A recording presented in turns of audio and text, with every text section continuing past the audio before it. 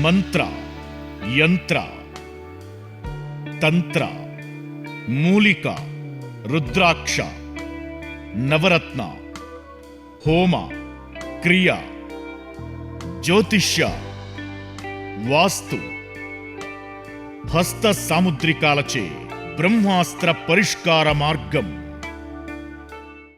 శ్రేయం గురుదత్త. ఆత్మీయులందరికీ స్వాగతం.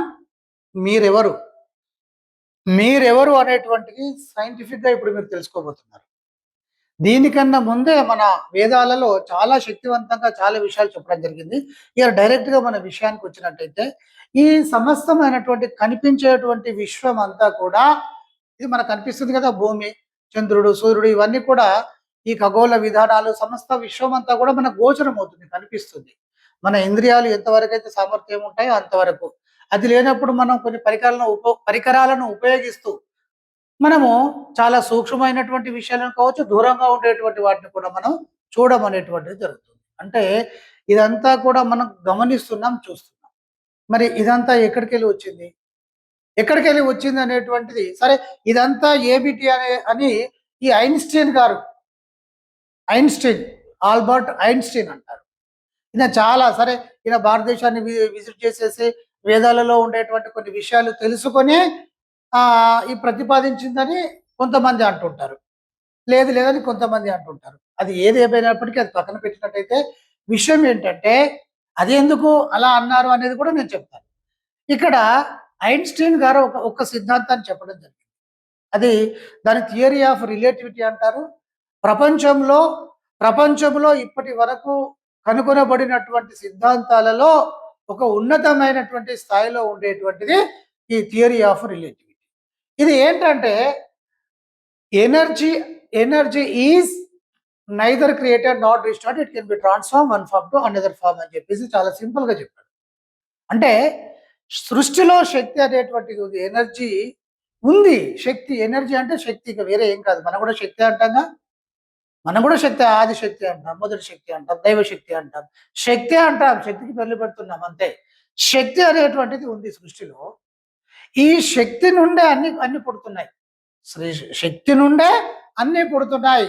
చెట్టు, పుట్ట, రాయి, రప్ప, ప్రతిదీ కూడా కనిపించేటువంటి అన్నీ కూడా మనకు శక్తి నుండి వచ్చినవి. ఇవి డిస్ట్రాయ్ అయిపోయిన తర్వాత ఇవి మళ్ళీ శక్తిలో కలిసిపోవడం అనేటువంటిది జరుగుతుంది. సృష్టిలో శక్తి మాత్రమే ఉంది, ఇంకా వేరే ఏమి లేదు. మరి లేదా అంటే ఉన్నాయి, కనిపిస్తున్నాయి. ఇవి కొంతకాలం కనిపిస్తాయి, ఆ తర్వాత ఇవి కూడా శక్తిలో కలిసిపోతాయి. శక్తిని మనము సృష్టించలేము, నాశనం చేయలేము. పదార్థాలను మాత్రం మనము ఒక పదార్థం నుండి ఇంకొక పదార్థంగా మనం మార్చవచ్చు. ఇలా రకరకాలుగా పదార్థాలను మనము చేయొచ్చు, కానీ మనం శక్తిని మాత్రం సృష్టించలేము. శక్తిని నాశనం కూడా సాధ్యం కాదు. శక్తి అనేది సృష్టిలో ఉంది. దాని నుండే ఇవన్నీ ఏర్పడుతున్నవి అని చెప్పేసి చెప్పడం జరిగింది ఇంతవరకు. సరే, మరి సైంటిస్టులు ఈ శక్తి ఎక్కడికెళ్ళి వస్తుంది, వస్తుందని చెప్పేసి తీవ్రమైనటువంటి పరిశోధనలు చేస్తున్నారు. అయితే వారు గమనించింది ఏంటంటే, మనకు కనిపించేటువంటి ఈ సృష్టి వ్యాపిస్తుంది. ఎక్కడికి వ్యాపిస్తుందో తెలియదు, కానీ వ్యాపిస్తుంది. ఈ వ్యాపించేటువంటి దాన్ని మనం పట్టుకుంటూ ముందుకు వెళ్ళలేము. కనుక సృష్టి యొక్క రహస్యం తెలియాలి అంటే, శక్తి అంటే పదార్థంలోని శక్తిలోనే ఉంది. ఈ శక్తి ఎక్కడికి వెళ్ళి వస్తుంది అంటే, పదార్థంలో నుండే శక్తి వస్తుంది. శక్తే పదార్థంగా మారుతుంది, పదార్థంలోనూ శక్తి ఉంది. ఈ శక్తిలో ఆటమ్స్ ఇలాంటివి కొన్ని ఉన్నాయి. వాటిని కూడా మనం ఛేదించుకు వెళ్ళిపోయినట్టయితే మనం దానికి సంబంధించినటువంటి విషయాలు తెలుస్తాయన్నటువంటి ఉద్దేశంతో విపరీతంగా పరిశోధనలు చేస్తున్నారు. దీనిపైన ఒక 2 years బ్యాక్ నేను ఒక వీడియో చేయడం జరిగింది.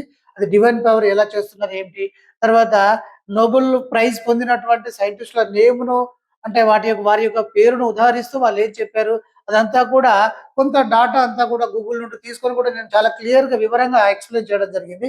ఎందుకంటే లేటెస్ట్గా ఏం కనుక్కుంటున్నారు అనేటువంటిది మనం దాన్ని ఆశ్రయించాల్సిందే. ఇక అంటే ఈ శక్తి ఎక్కడికి వెళ్ళి వస్తుంది అనేటువంటి దాన్ని పరిశోధన చేస్తూ ఇది కూడా కంటికి కనిపించినటువంటి ఆటమ్స్ ఉన్నాయి కదా, సో దానిలో నుండే వస్తుంది. దాని నుండి అంటే కంటికి కనిపించినటువంటి దాని నుండి సమస్తమైన విషయం ఏర్పడిందని చెప్తున్నారు. అమేజింగ్ కదా. కంటికి అదే కణమే కనిపించదు, కానీ దానిలో నుండి ఇంత విశ్వం ఏర్పడింది. విశ్వమే ఏర్పడింది. చాలా ఆశ్చర్యం కదా ఇది. అయితే సరే, ఆ విధంగా అది నడుస్తుంది. ఇక్కడ సృష్టి అంటే సృష్టిలో ఉండేటువంటి శక్తి నుండే పదార్థాలన్నీ కూడా వస్తున్నాయి. ఈ శక్తి ఎక్కడికెళ్ళి వస్తుంది అంటే, ఏదో ఒకటి కదిలినటువంటి ఒక దానిలో నుండి, ఒక పొటెన్షియల్ ఎనర్జీ నుండి, కదిలినటువంటి ఒక స్థిరంగా ఉండేటువంటి దానిలో నుండి ఎనర్జీ అనేది బయటకొస్తుంది. అలాగే ఉంది, దాంట్లో నుండి ఎనర్జీ అనేటువంటిది బయటకొస్తుంది. దాన్ని divine cell, Higgs boson cell, రకరకాల పేర్లతో కూడా పిలుస్తున్నారు. అది పక్కన పెట్టినట్టయితే, సనాతన ధర్మము ఏం చెప్పింది అంటే, చూడండి, సనాతన ధర్మం ఏం చెప్పింది అంటే, ఒక నిరాకార స్వరూపం ఉంది. నిరాకార స్వరూపం ఉంది. నిరాకార స్వరూపము అని దాని శివలింగ ఆకారంలో మన వాళ్ళు పెట్టడం జరిగింది. ఎందుకు అనంటే ఇప్పుడు ఎనర్జీని మనం స్టోర్ చేయాలి అంటే, ఏ షేప్ అయితే మనకు ఉత్తమంగా ఉంటుందని పరిశోధన చేసినప్పుడు సిలిండ్రికల్ షేప్ అనేటువంటిది తెలుసుకొని, ఇప్పుడు సైంటిస్టులు అంతా కూడా, ఇప్పుడు ఈవెన్ మన ఇంటిలో వాడేటువంటి గ్యాస్ సిలిండర్ కూడా సిలిండ్రికల్ షేప్‌లోనే, ఆటమిక్ ఎనర్జీని కూడా సిలిండ్రికల్ షేప్‌లోనే నిల్వ చేస్తున్నారు. సరే, మన వాళ్ళు అంతర్ముఖంగా అంతర్ముఖమై ఈ విషయాన్ని తెలుసుకొని, శివలింగము అది ఎప్పుడు కూడా ఎనర్జీ ఫ్లో అవుతూనే ఉంటుంది. అందుకని జలాభిషేకం అని చెప్పేసి, సరే, పూజించడానికి అది మన కంటికి కనిపించదు, అగోచరము, అనన్యము, అసాధ్యము, అది ఎక్కడో ఉంది. ఇంత విశ్వాన్ని సృష్టించుకుంటూ ఇవన్నిటిని కూడా ఒక ప్యాటర్న్స్ ప్రకారం, ఒక పద్ధతి ప్రకారం నడుపుతుంది. మరి అదేంటిదో అని చెప్పేసి మనమేం చేస్తున్నాం, వాటికి నమస్కారం చేసి ఒక విధానాన్ని రూపకల్పన చేసి నడుపుతున్నాం. అయితే ఇక్కడ ఈ ఎనర్జీలో నుండే సమస్తమైనటువంటి విశ్వం ఏర్పడింది. ఎక్కడికెళ్ళి విశ్వం ఏర్పడింది? సమస్తమైనటువంటి ఇక్కడ పొటెన్షియల్ ఎనర్జీ ఏదైతే ఉందో దీనిలో నుండే విశ్వం ఏర్పడింది. ఇది విశ్వము. మన వాళ్ళు ఏం చెప్పారు? శ్రీచక్రము. శ్రీచక్రం అంటే ఏంటి? శ్రీచక్రం యొక్క చూడండి, అదంతా విశ్వము ఆ విధంగా ఉందని మన వాళ్ళు చెప్పడం జరిగింది. పొటెన్షియల్ ఎనర్జీని మనం శివలింగంగా మనం భావిస్తే, శివం అంటే శుభం, ఇది ఒక శుభంగా భావించినప్పుడు దీని విస్తరణ అంతా కూడా శ్రీచక్ర ఆకారంలో జరిగిందని చెప్పేసి, కదిలిందంతా కూడా శ్రీచక్రము, కదలకుండా ఉన్నదంతా కూడా శివం అని చెప్పేసి మనం పూజించడం జరుగుతుంది. ఇది ఎలా వచ్చింది శ్రీచక్రంలో అంటే, బిందువే ఉంటుంది, కంటికి కనిపించినటువంటి ఒక బిందువు. ఓంకారం బిందు సంయుక్తం వ్యాప్తం ఏనా చరాచరాల వ్యాపించుకుంటూ వెళ్తూ అండపిండ బ్రహ్మాండాలు ఏర్పడ్డాయి. ఇదే అండమైంది అంటే, ఒక చిన్న ఈ బిందువు నుండి అది కొంచెం పెరిగి అండము, ఒక అండం అంటే ఒక గుడ్డ అనుకోండి, అది ఒక ఎగ్ ఫార్మేషన్ అయింది. అదే ఇంకా పెరిగింది, పిండమైంది. అదే పెరిగి మొత్తము బ్రహ్మాండం అయిపోయింది. అండపిండ బ్రహ్మాండాలుగా అది ఎదిగింది సమస్తమైనటువంటి విశ్వము. మరి ఈ విశ్వం ఏర్పడింది శక్తి నుండే. మరి ఈ భూమి, చంద్రుడు, సూర్యుడు ఇవన్నీ కూడా శక్తి నుండే ఏర్పడ్డాయి. మరి మీరెక్కడికెళ్ళి ఏర్పడ్డారు? మీరు కూడా శక్తి నుండే ఏర్పడ్డారు అని చెప్పేసి సనాతన ధర్మం చెప్తుంది. మీరు పిచ్చోళ్ళు, మీరు పాపులు, మీరు పక్క వాళ్ళను దోచుకోండి, చంపండి అని చెప్పట్లేదు ఇక్కడ. మీరు ఏర్పడిందే ఆ శక్తి నుండి, మీరు జన్మించిందే చరాచర సృష్టి నుండే, ఆ శక్తి నుండే. ఈ శక్తి మీరు ఎక్కడికెళ్ళి వచ్చారు? శక్తి నుండి వచ్చారు. ఇది సనాతన ధర్మం చెప్తుంది. సైన్స్ ఏం చెప్తుంది? మీరు సృష్టిలో ఉండేటువంటి ప్రతి పదార్థం కూడా ఎనర్జీ నుండి, ఇది ఒక సిద్ధాంతంగా మారింది. E=mc², దానికి ఫార్ములా. ఏ పదార్థాన్ని విచ్ఛిన్నం చేస్తే ఎంత శక్తి వస్తుంది, అలాగే ఏదైనా ఒక శక్తిని తీసుకొని పదార్థంగా మార్చాలి అని అనుకున్నప్పుడు ఏ విధమైనటువంటి పదార్థంగా ఎంతవరకు మారుతుంది అనేటువంటిది ఫార్ములా చూపిస్తుంది. A=B అన్నప్పుడు B=A అవుతుంది కదా. అందుకని ఇక్కడ చూడండి, సృష్టిలో ఉండేటువంటి సమస్త పదార్థాలన్నీ కూడా శక్తి నుండే ఉద్భవన జరిగినాయి. మీరు ఎక్కడికి వెళ్ళి వచ్చారు? మీరు కూడా శక్తి నుండే వచ్చారు. ఎవరు చెప్తున్నారు? E=mc² ఫార్ములా చెప్తుంది, సైన్స్ చెప్తుంది. మీరు శక్తి నుండి వచ్చారు. మీరు ఇప్పుడు ఎక్కడున్నారు? విశ్వంలోనే ఉన్నారు. విశ్వాన్నే మనము శ్రీచక్రము, విశ్వాన్నే మనము మహావిష్ణువు అంటాం. విశ్వం అనే ఆ శ్లోకాలు కూడా ఉంటాయి. విశ్వమే శ్రీ మహావిష్ణువు, ఆ విస్తరణ అంటే ఆ ఎనర్జీకి మనం పేరు పెట్టుకున్నాం.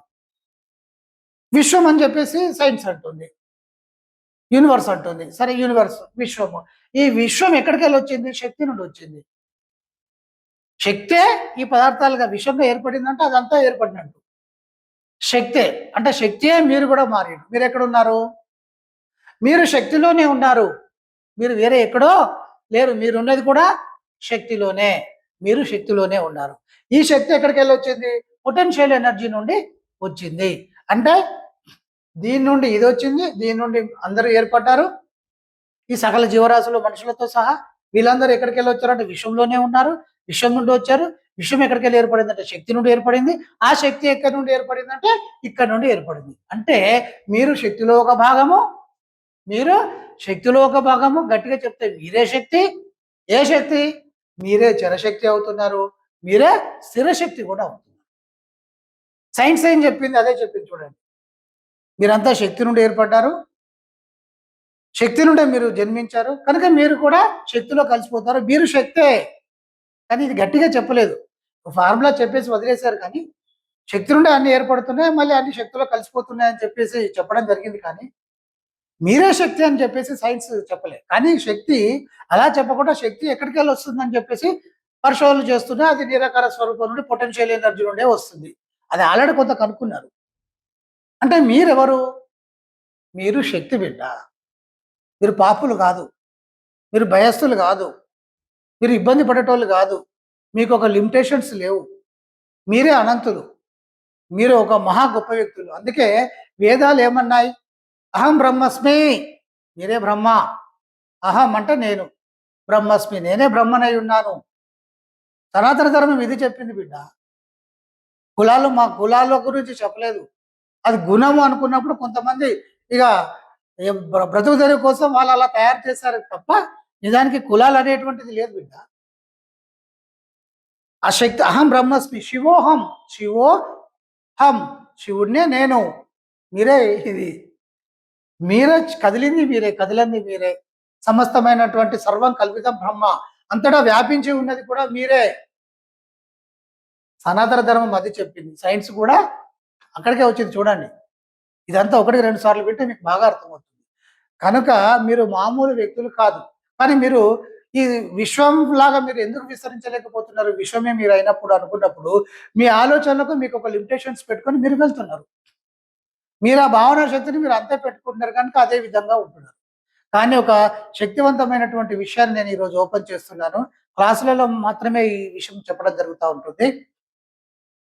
మీరు అనుకునేవన్నీ ఎందుకు జరుగుతాయి? అనుకునేవన్నీ అందరికీ జరగవు. కానీ అనుకొని ఆ విధానాన్ని పట్టుకుంటూ ముందుకు వెళ్ళినటువంటి వారికి 100% ఖచ్చితంగా జరిగి తీరుతాయి. ఎందుకు జరగాలి?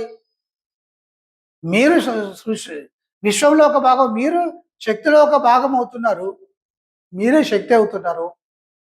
మీరే సమస్తం అవుతున్నారు. అంటే మీరే దేవుడు అవుతున్నారు. కనుక ఒక దేవుడు, ఒక డివైన్ సెల్, ఒక ఏదైతే ఉందో ఒక అనంతమైనటువంటిది అది మీరే. కనుక మీరు ఏదైనా అనుకుంటే అది జరుగుతుంది.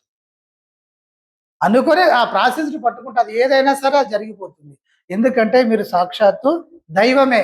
మీరు నమ్మినా నమ్మకపోయినా సైన్స్ పరంగా మీరు అదే. అలాగే సనాతన ధర్మం ప్రకారమే అది. వేరే ధర్మం నేను అనట్లేదు. భారతదేశంలో పుట్టినటువంటి ధర్మాలు వేరు. సిక్కిజం కావచ్చు, బౌద్ధిజం కావచ్చు, జైనిజం కావచ్చు, అవన్నీ ఇందులో ఉండేటువంటి విషయాలు చెప్తుంటాయి. మరి బయట పుట్టినటువంటి అన్ని కూడా ఆయన చెప్పాడు మనం చేయాలి, ఆయన నమ్ముకుంటూనే వెళ్ళిపోతాం, మా అంతా పాపులం. ఇది కాదు సబ్జెక్టు. మీరు దైవము అది చెప్పడం జరుగుతుంది. అందరూ గుర్తుంచుకోండి. మీరు అనుకునే అన్ని కూడా సిస్టమేటిక్గా మీరు స్టాండర్డైజేషన్లో మీరు ఉండి మీరు ఆ ప్రాసెస్లో కనుక వెళ్ళినట్టయితే ఏది అనుకున్నా కూడా అది ఖచ్చితంగా జరిగి తీరుతుంది. అందరికీ బ్లెస్సింగ్స్.